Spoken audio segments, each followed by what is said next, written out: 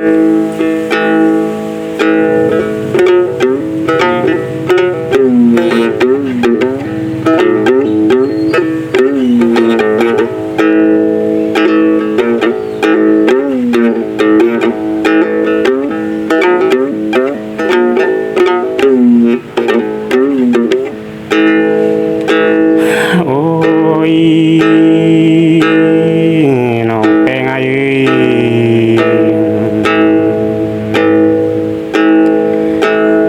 ีเบิ่นเจือนกายไป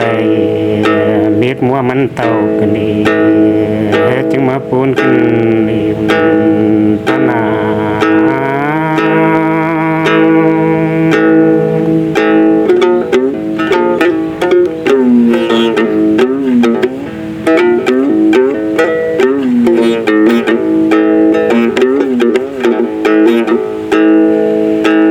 โอ้ยแปงน้องแป้งเอ้ย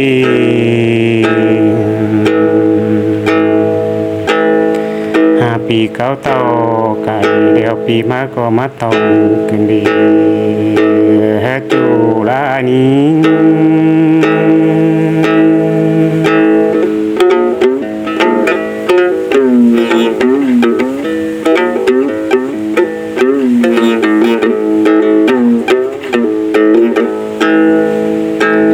โอ้ยแป้งน้องแป้งเอ้ย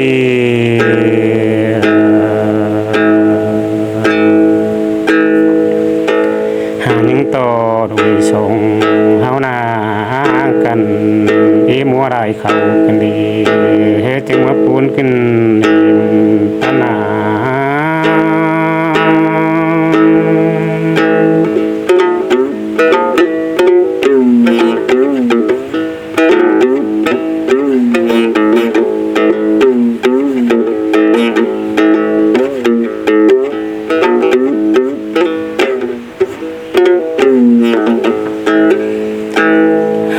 แป้ง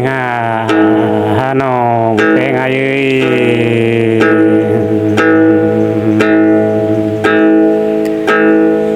จังมาไม่หอมบ่ตัวไรเฟืองกันดีน้องแป้ง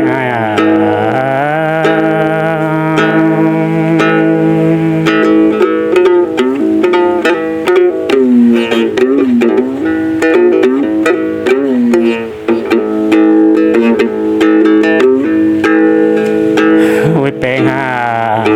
น้องแป้งเอ้ย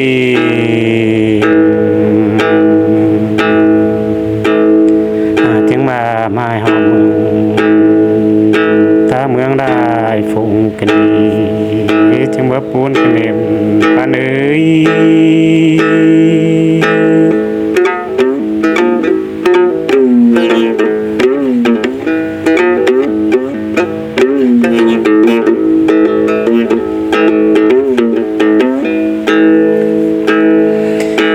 แป้ง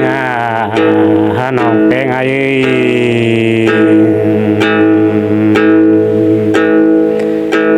กักชื่อกองบ่แม่ก็มักใส่เหือมัวส่วนกันดีจูลานี้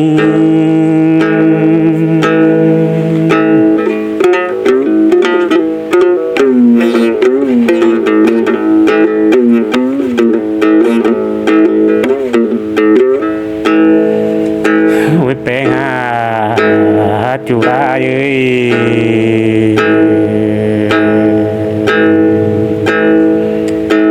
มัวบ่เดียวน่าจะว่าพี่น้องละไอ้เรามีบ่เสียวไอ้กันนี่จึงมาปูนกันเอ็มปานเอ้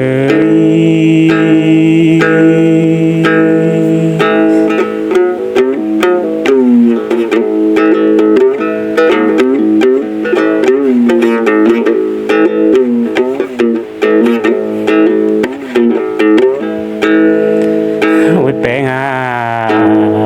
จูลาเอ้ย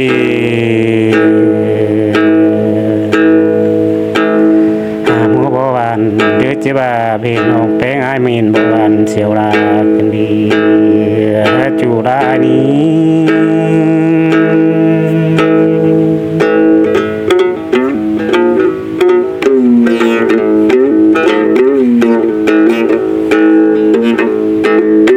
โ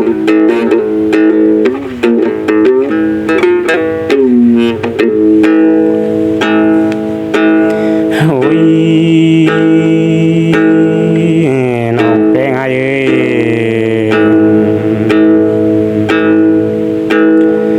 จะบาพี่น้องอายนามินบ่ว่าใครผู้มัวชวนต่อยอายกันดีน้องแป้งอันนี้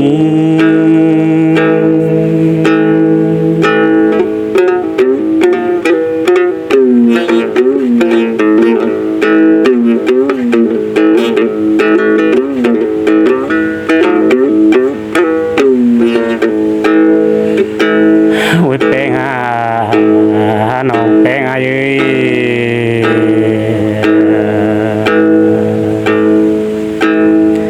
อายนาเห็นตุ่มบ่จันเดียวไปสังตีนแป้งขึ้นเลยจังมาปูนเจออายกันเองพันเอ้ย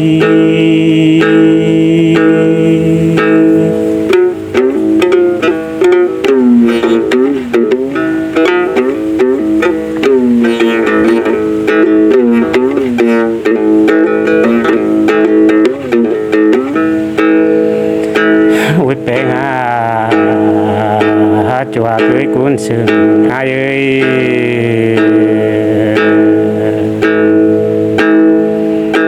อายเห็นตรงบ่วันดาวยือเพสังที่น้องคุย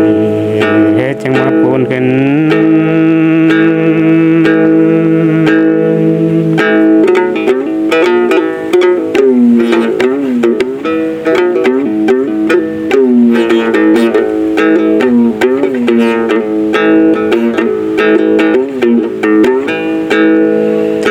โอ้ยแป้ง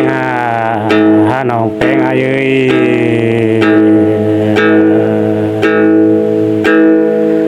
เพสังจินจูกะก็มาไกลกันจังมาปูนเจออายกันเองปัญหา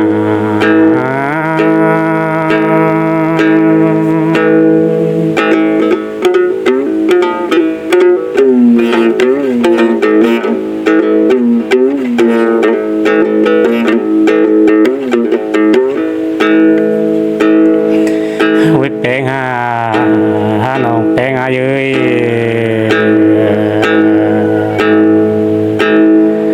เพสังจินจูก็ใส่มาปองอายกินน้องละ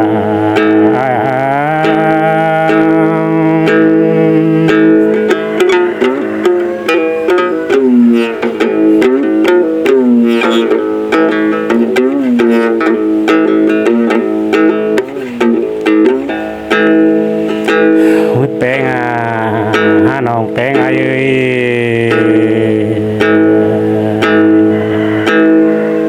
เสียต่อปีนังยงตาบีบมือเบี้ยงกำก่อพินยิงเป็นยิงเอ้ย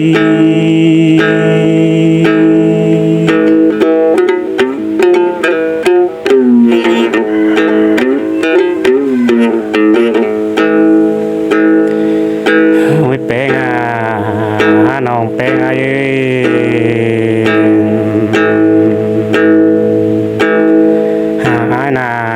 บุญใจ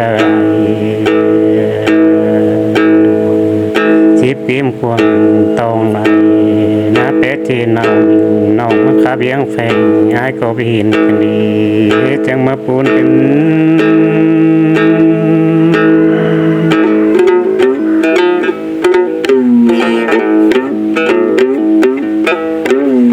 โ